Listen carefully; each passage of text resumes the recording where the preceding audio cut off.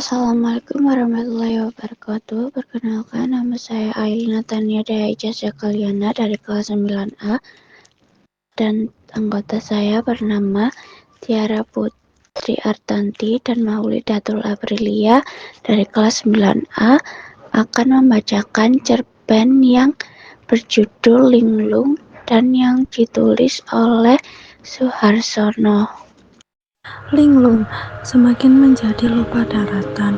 Bapak satu anak ini menjadi kalap saat menjelang pemilihan kepala desa yang akan dilaksanakan bulan ini. Tak ayal, segala cara dilakukannya demi memuluskan tampuk kepemimpinannya itu. Ahim sukses mulai kelayapan membagi sembako dan uang sebesar Rp500.000 per kepala. Belum lagi janji-janji manis yang diobral jika ia terpilih menjadi kepala desa. Katanya, ia akan menggratiskan biaya kesehatan bagi warganya yang sakit. Katanya, ia akan menggratiskan biaya pendidikan bagi anak-anak yang kurang mampu. Dan banyak lagi janji-janji manis yang terlontar dari bibirnya agar ia terpilih kembali menjadi seorang kepala desa. Orang-orang mulai kasak-kusuk membicarakan janji manisnya itu. Desa yang ia pimpin ternyata berbanding terbalik dengan apa yang dijanjikannya. Sarana dan prasarana jalan yang menuju kampung Sidomakmur itu rusak parah. Banyak terjadi insiden kecelakaan akibat jalan rusak yang tak kunjung diperbaiki. Padahal dana desa sudah digelontorkan pemerintah pusat untuk membangun struktur jalan. Lampu penerang jalan pun dibiarkan mati tanpa ada perbaikan dari aparat desa. Bangunan sekolah rusak dibiarkan merana begitu saja. Puluhan siswa terancam keselamatannya. Belum lagi genteng bocor yang mengharuskan siswa terhambat belajarnya ketika musim hujan. Hal-hal ganjil inilah yang menjadikan Jarod menjadi naik pitam. Ia bersama sebagian warga desa pernah mempertanyakan anggaran dana desa yang semestinya digunakan untuk pembangunan ke kantor kepala desa. Malah ia menjadi sasaran amarah dan umpatan sumpah serapah linglung. Jarod bersama sebagian warga akhirnya pulang dengan tangan hampa. Ia tak mampu membendung ambisi kepala desanya itu untuk memperkaya diri dan keluarganya dengan uang haram. Matahari terlihat malas saat berangkat dari peraduannya. Cahayanya tak lagi memancarkan sinar keemasan di pucuk-pucuk pohon pisang. Burung-burung yang biasanya ramai menyambut pagi, kini nyaris tak terdengar cericitnya. Desa yang diapit oleh dua sungai besar itu tak upahnya akan ditenggelamkan oleh ambisi kepala desa yang haus akan kekuasaan dan jabatan. Untuk membendung ambisi tersebut, sudah ada dua kandidat yang siap maju dalam perhelatan akbar ini. Ia adalah Jatmiko dan Suyatno. Dua calon kandidat kepala desa ini memiliki background pendidikan yang berbeda. Jatmiko, pemuda desa yang pernah menjabat sebagai ketua BEM di salah satu perguruan tinggi negeri kota Palawan, adalah lulusan terbaik teknik sipil. Ia kembali ke kampung halamannya demi memajukan dan memakmurkan tanah kelahirannya. Suyatno, pemuda desa dengan predikat cum laude dari salah satu perguruan tinggi negeri kota Semarang, adalah lulusan sarjana agama. Ia juga turut andil dalam memajukan desanya yang telah lama ia tinggalkan. Harapan besar warga bertumpuk pada mereka berdua. Mereka menginginkan perubahan kepemimpinan di desanya. Mereka tak ingin lagi dipimpin oleh pemimpin yang tidak memihak kepada kepentingan umum. Mereka tak ingin lagi dipimpin oleh pemimpin yang hanya pandai bermain retorika di hadapan warga masyarakat. Gambar 3 calon kepala desa sudah menghiasi setiap gang di kampung Sidomakmur. Gambar linglung sudah dipastikan yang paling banyak bertebaran di setiap RT. Tim sukses linglung sudah menyiapkan banyak tempat untuk memasang gambarnya. Walaupun demikian, warga sudah antipati dengan tindakan arogan kepala desa itu. Sedikit demi sedikit warga mulai sadar bahwa suara mereka akan dibeli atas nama kekuasaan dan jabatan, bukan lagi atas nama keadilan dan kemakmuran. Obrolan di warung kopi Maiyah pagi ini tak ubahnya seperti rumah kemenangan bagi kedua calon yang akan bertarung dengan Isemben. Sudah waktunya desa kita dipimpin oleh seseorang pemimpin yang adil dan jujur, kata Mbah Dullah sambil menyulut rokok kelobotnya. Asap rokok itu mulai menyebar ke sekeliling warga yang mendengarkan nasihatnya, dan bau khas tembakau pilihan itu menebarkan aroma kegelisahan. Ya betul mbah, kita jangan lagi percaya pada janji manis Linglung yang keblingar itu. Sudah puluhan tahun desa kita menjadi desa yang tertinggal dengan desa sebelah. Desa kita tak ubahnya menjadi mesin pengeruk kekayaan Linglung dan keluarganya, jawab Marno dengan nada kesal. Sampaikan kepada warga masyarakat, jangan sampai menerima uang haram itu dari tim sukses Linglung, ujar Mbak Abdullah sambil meninggalkan warung kopi. Siang itu, jalanan mulai ramai dipenuhi kendaraan yang lalu lalang menuju ke kantor kepala desa.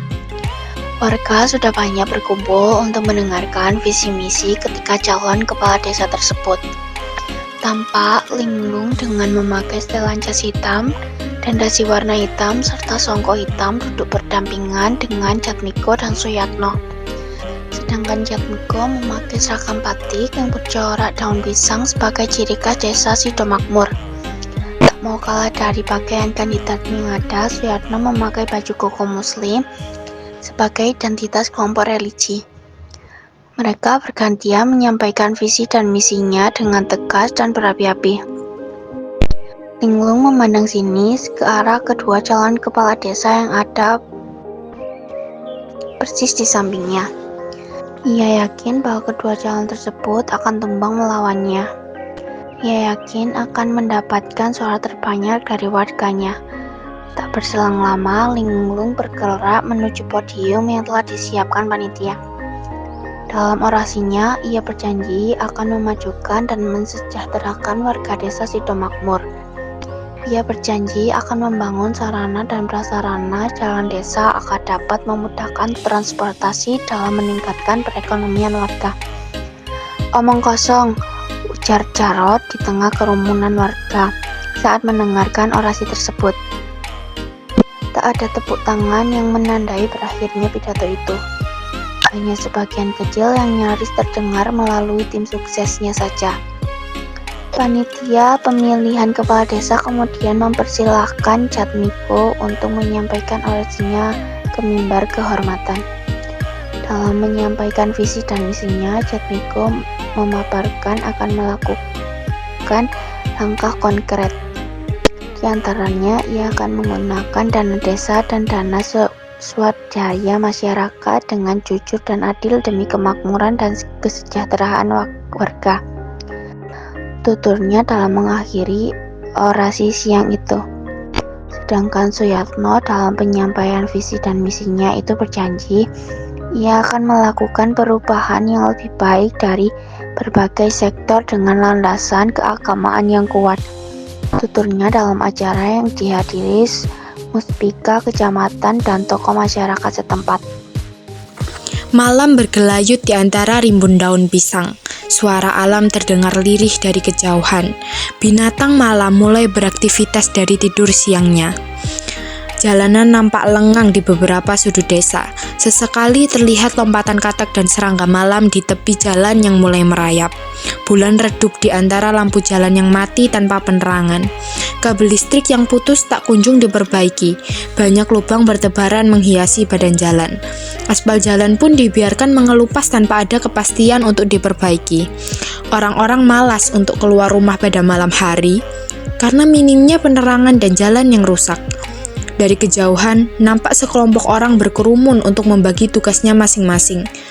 Orang suruhan Linglung sudah mulai bergerilya untuk mempengaruhi warga agar besok pagi mencoblos Linglung saat pergi ke tempat pemungutan suara atau TPS.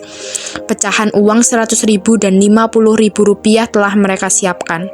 Satu persatu, mereka bergerak dari satu pintu ke pintu rumah warga untuk mengiming-iming sejumlah uang.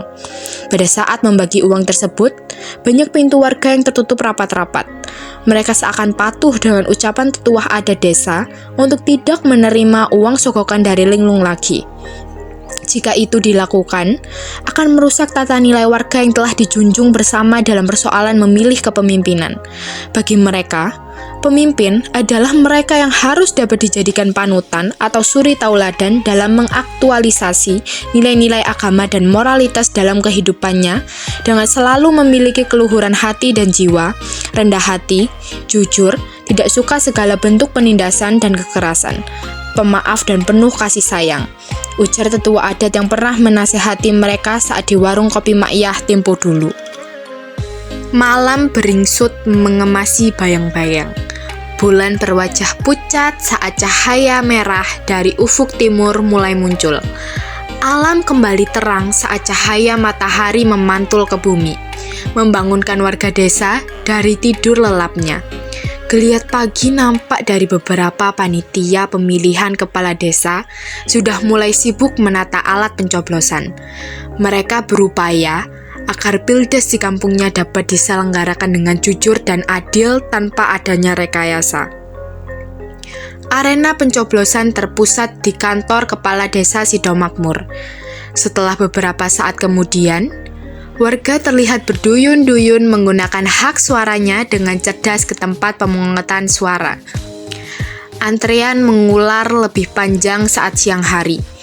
Mereka dengan sabar menggunakan hak suaranya tanpa dibeli oleh siapapun dan dari pihak manapun. Mereka menginginkan perubahan, bukan ketimpangan. Mereka menginginkan persaudaraan, bukan permusuhan. Dan mereka menginginkan kesejahteraan, bukan kemelaratan. Bukankah amanat undang-undang menegaskan bahwa bumi, air, dan kekayaan alam yang terkandung di dalamnya dikuasai oleh negara dan dipergunakan sebesar-besarnya untuk kemakmuran rakyat? Begitulah seharusnya pemimpin mewujudkan kesejahteraan bersama, bukan kesejahteraan keluarga dan kroni-kroninya dalam menjabat nanti. Bayang matahari berdiri tegak lurus dengan benda yang berada di hadapannya. Pertanda separuh hari sudah dilewati. Dengan wajah tegang dan raut muka yang panik, linglung mengikuti pemungutan suara hingga purna. Ia tak mengira perolehan suara yang didapat di luar ekspektasinya. Pikirannya kalut sampai memandang papan perolehan suara tersebut. Terlintas dalam ingatannya, dana yang dikucurkan untuk kemenangan pildes tak main-main. Hampir 1 miliar lebih yang diberikan ke tim suksesnya. Kemanakah suara tersebut? Ujarnya dalam hati, hingga menggelapkan pikiran dan mata batinnya. Suara-suara misterius itu selalu berkecamuk di bawah alam sadarnya. Suara-suara itu berdesak keras menghantam sampai ke ubun-ubun kepalanya. Kemana suara-suara itu? Kemana uang-uangku? Kemana? Sambil berteriak histeris dan merobohkan papan pemungutan suara. Matanya merah saga, siap membakar mereka yang berani menghalang-halanginya. Suasana pemungutan suara berubah menjadi carut-marut. Orang-orang berhamburan keluar untuk menghindari amukan linglung. Beberapa tim keamanan dari Polsek dan Hansip berupaya mengendalikan suasana. Amukan linglung semakin menjadi-jadi saat diamankan. Beberapa kursi berhamburan ke udara karena ulahnya. Matanya memerah, memandang tim suksesnya yang telah berkhianat. Ia melompati beberapa kursi dan mengejar tim suksesnya sampai di tengah jalan. Suasana semakin tidak menentu. Orang-orang kembali berlarian untuk menyelamatkan diri dari amukannya. Linglung benar-benar kalap. Ia tak mampu mengendalikan dirinya. Ia tak mengenali siapa dirinya. Ia benar-benar linglung atas ambisi jabatan dan kekuasaan yang dikejarnya. Tak berapa lama tubuhnya sempoyongan dan jatuh terjerambab di jalan yang penuh lubang. Matanya perlahan meredup saat warga kampung mulai berkerumun menghampirinya. Mulutnya komat kamit menghitung suara dan uangnya yang telah raib. Linglung benar-benar kehilangan jati dirinya sebagai seorang pemimpin. Hatinya gelap karena uang dan kekuasaan, terperosok dalam lubang yang digalinya sendiri.